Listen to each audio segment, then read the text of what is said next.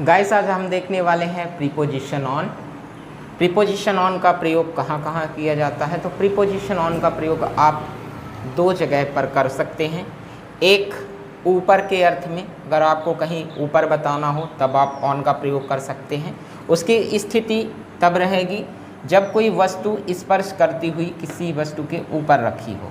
यानी कि मान लीजिए कि ये मेरा हाथ है और ये मार्कर है और मुझे कहना हो कि ये मार्कर मेरे हाथ के ऊपर रखा हुआ है, तो इसी स्थिति में ऑन का प्रयोग किया जाएगा। आपको एग्जाम्पल के द्वारा आप समझ सकते हैं, there is a book on the table.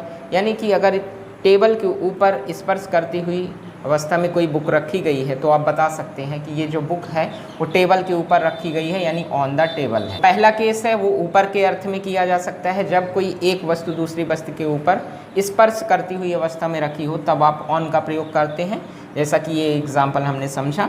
दूसरा जो ऑन का प्रयोग है वो है को के अर्थ में। को के अर्थ में कब किया जाता है? यदि आप किसी दिन या दिनांक के पहले को के अर्थ में इस्तेमाल करना चाहते हैं तब ऑन का ही प्रयोग किया जाएगा।